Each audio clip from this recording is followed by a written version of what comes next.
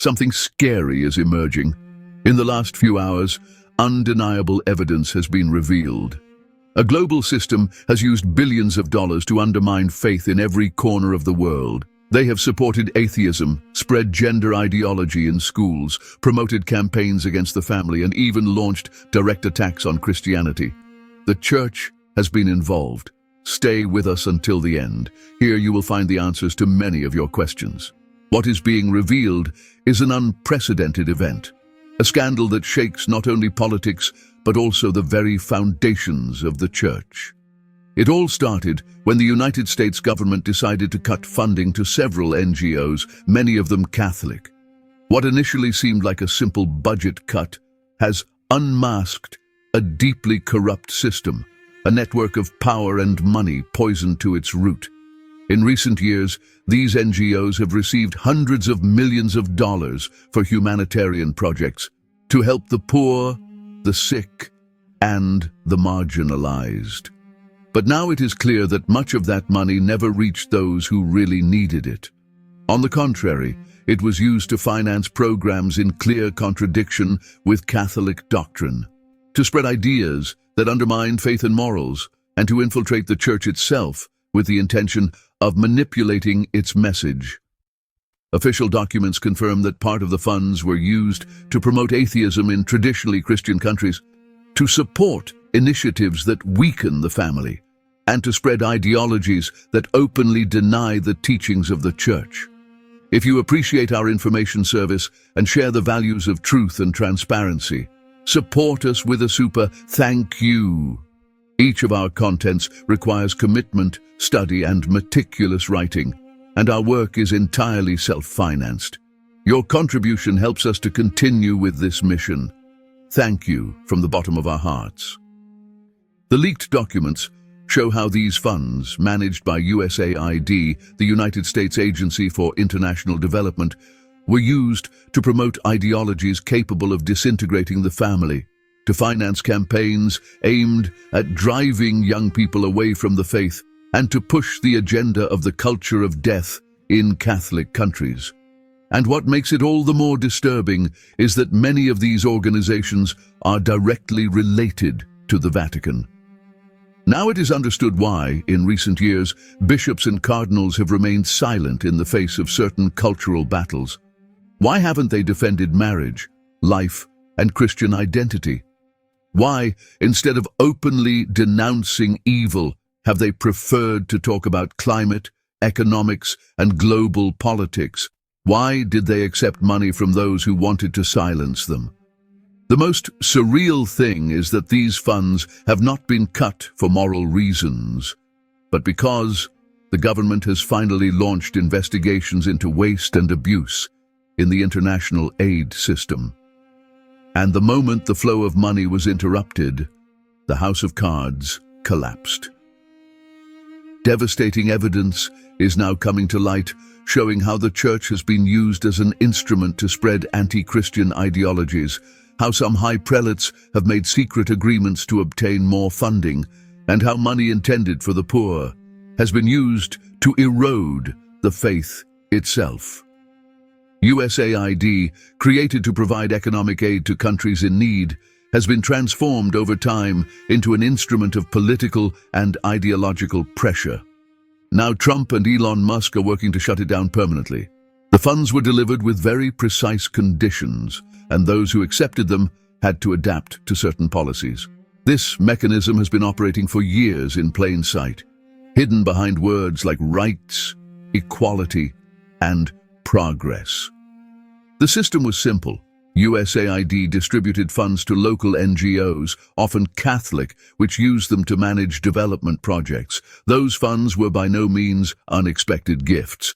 To access those resources, organizations had to conform to an imposed agenda. Refusal meant seeing their funds cut and suffering increasing political pressure. Take, for example, the Chilean case. A Protestant pastor denounced how the government had imposed ideological sex education programs in public schools, despite parental opposition. And why? Because the country risked losing USAID funding. This episode was not an isolated case, but revealed a real system. Whoever accepted the new guidelines got the funds, while whoever opposed was left without resources.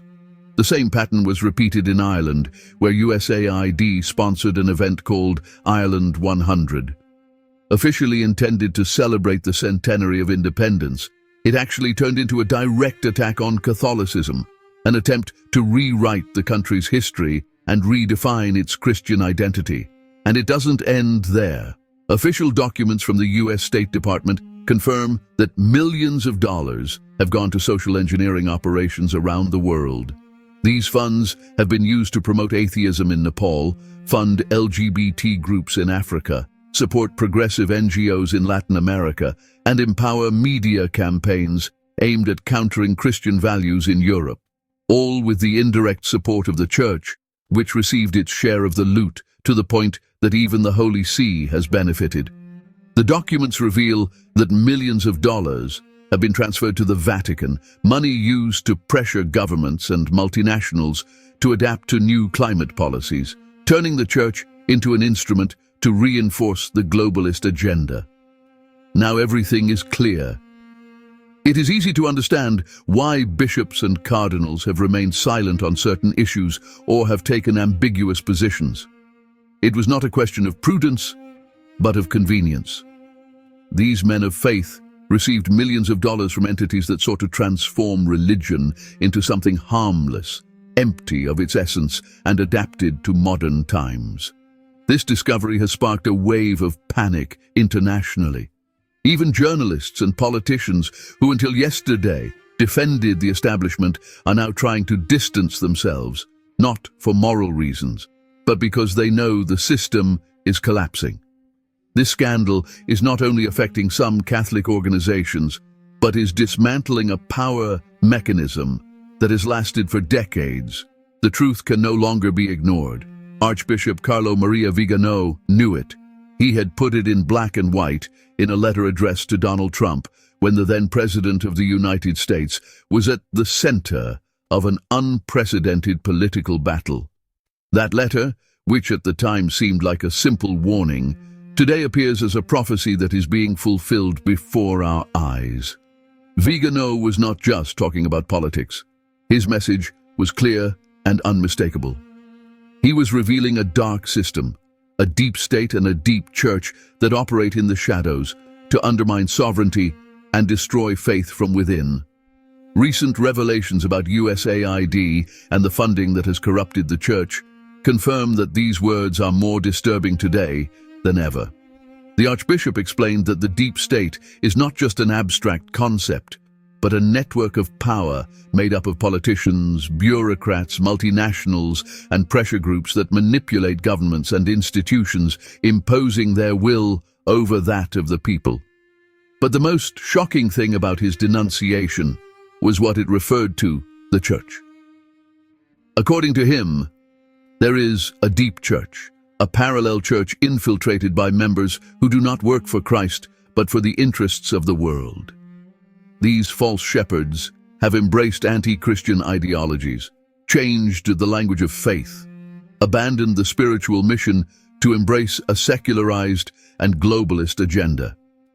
Now the truth has come to light. Leaked documents reveal that for years, the church has received funding from entities like USAID in exchange for silence on certain issues and support for specific policies. This represents the principle of solve et coagula, the esoteric motto that Archbishop Vigano cited in his letter. Destroy the existing order to rebuild it according to a new model, more manipulable and controllable. The foundations of faith are being dismantled to be replaced by something more malleable. A topic that needs further investigation, especially with the new revelations that emerge every day. If you want another video on this topic, leave a comment. What do you think? If you liked the video, comment Amen. God bless you.